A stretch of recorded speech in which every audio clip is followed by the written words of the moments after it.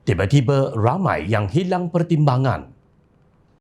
2 hari lalu dalam satu kenyataan Ahli Mesyuarat Kerja Tertinggi UMNO, Datuk Lokman Nur Adam berpandangan selagi blogger kontroversi Wan Muhammad Azri Wan Deris atau lebih dikenali sebagai Papa Gomo tidak ditahan di bawah SOSMA, kerajaan yang stabil pun boleh tumbang akibat rekaan ceritanya yang memperdaya orang ramai.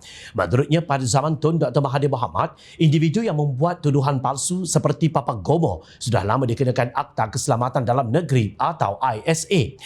Beliau berkata individu seperti Papa Gomo tidak harus dibiarkan sehingga menggugat kestabilan negara.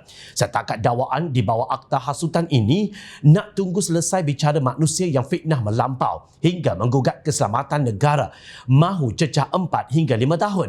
Zaman Mahathir dulu manusia macam ini dah lama kena ISA. Selagi manusia macam ini tak kena SOSMA, silap-silap kerajaan yang stabil boleh benar-benar tumbang akibat ramai sangat lebih percaya cerita rekaan tentera cyber upahan seperti ini. Tidak salah bagi kebebasan bersuara, tetapi membiarkan kebebasan memfitnah kerana mahu dilihat melindungi hak bersuara bakal mengundang malapetaka dan umpama menggali lubang kubur sendiri. Sungguh pun PM berhak memaafkan dan tidak mengambil tindakan ke atas manusia-manusia yang memfitnah beliau. Janganlah pula hak rakyat untuk terus kekal menikmati kestabilan politik dan ekonomi dinafikan sehingga kita akhirnya kembali ke zaman kegelapan Perikatan Nasional, katanya di Facebook. Beberapa hari lalu Papa Gomo mengaku tidak bersalah dan memohon dibicarakan atas pertuduhan menghasut di Facebook dengan mendakwa kerajaan sebagai pro-Israel. Mengikut pertuduhan, bekas Exco Pemuda UMNO itu didakwa menyebut kata-kata menghasut di laman Facebook Khalid Hamidi jam 1 tengah hari 8 November lalu, di mana kata-kata berkenaan dilihat oleh seorang lelaki dikenali sebagai Hisham Syaruddin, 42 tahun, di sebuah kondominium di Bukit Bintang. Kesalahan mengikut Seksyen 4-1-B Akta Hasutan 1948 Akta 15 yang boleh dihukum mengikut Seksyen 4-1 Akta sama yang membawa kepada denda tidak lebih RM5,000 atau penjara maksimum 3 tahun atau kedua-duanya jika disabitkan kesalahan.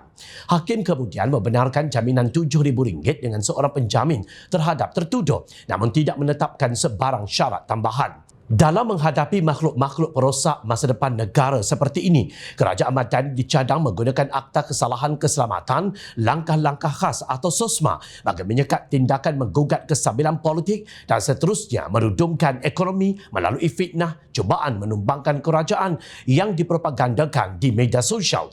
Lokman menambah kebebasan bersuara atau mengkritik yang dipraktikkan pembangkang seharusnya ada batas dan tidak boleh aktiviti memfitnah dibiarkan berleluasa. Kebebasan bersuara itu betul. Kebebasan media tidak ada masalah. Tetapi tentulah tidak boleh dibenarkan kebebasan memfitnah, mensabotaj ekonomi negara, keamanan yang kita kecapi. Tanpa kestabilan politik, pelabur tidak masuk, FDI tidak meningkat. Kita punya kadar pengangguran yang sebelum ini berada dalam keadaan parah tidak akan mengukur balik.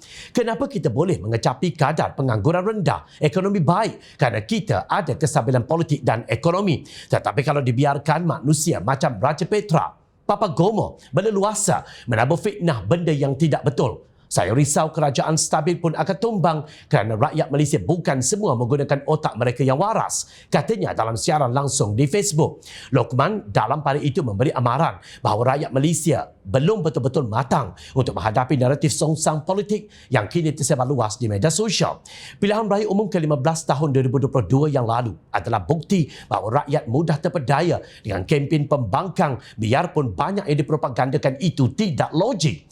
Benar kata Datuk Lokman, jika rakyat pakai otak, tidak adalah 4.2 juta pengundi yang mengundi PN pada PRU yang lalu. Selepas apa yang pembangkang buat pada mereka sehingga hilang pendapatan sempurna, hilang kerja, hilang ahli keluarga, pinjam alung, bunuh diri sepanjang tempoh Perintah Kawalan Pergerakan. Jangan bercakap tentang kebebasan bersuara jika kalian jahil dan menggunakan kebebasan itu untuk menabur fitnah. Akhirnya, bila pembangkang menabur fitnah keterlaluan, ramai yang tiba-tiba menjadi bodoh, mengikut emosi dan hilang pertimbangan tanpa memikirkan masa depan negara dan generasi akan datang. Ya, buktinya mereka zahirkan di kertas undi. Kebebalan apakah ini?